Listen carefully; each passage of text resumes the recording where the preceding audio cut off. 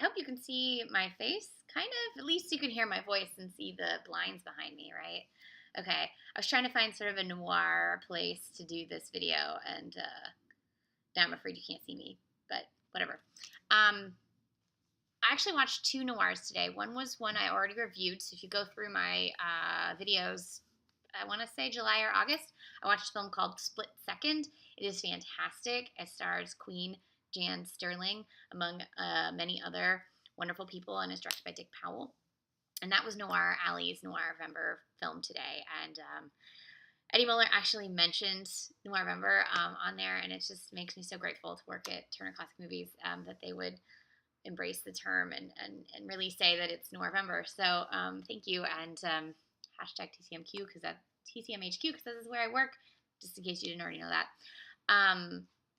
But I try to watch a new to me noir every day. So during Noirvember, so I couldn't count Split Second. But if you haven't seen that one, definitely watch it. It is so good. It's an atomic noir. I instead watched a noir film that is on Watch TCM for another couple of days.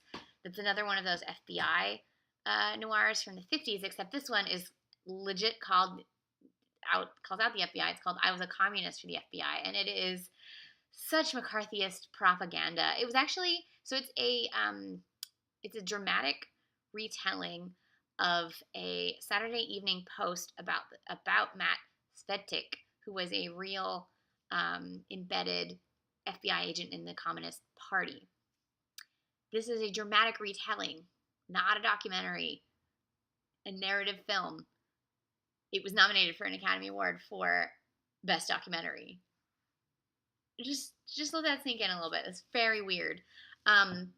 Basically, this is like the most pro-FBI noir film you're going to get. Pro-FBI, pro-anti-communist movie you're going to see.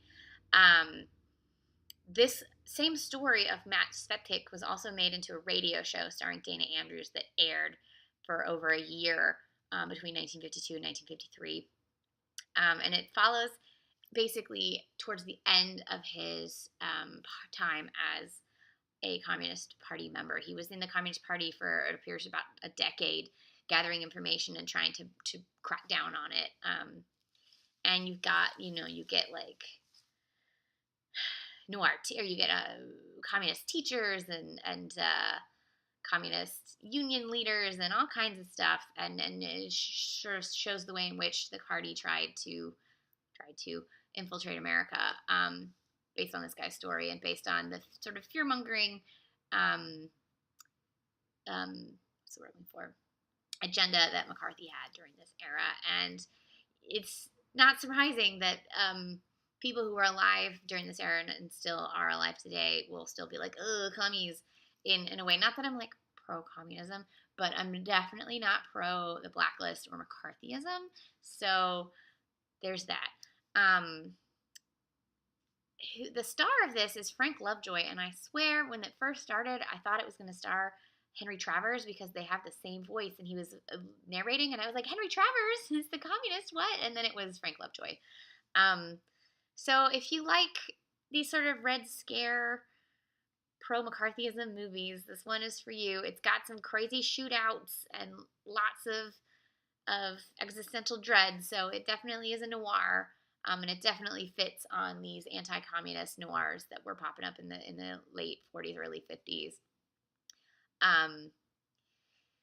Got a lot going on. I definitely think you need to have some background information about McCarthyism and all of that before you go into this movie so that you kind of are aware of what you're getting.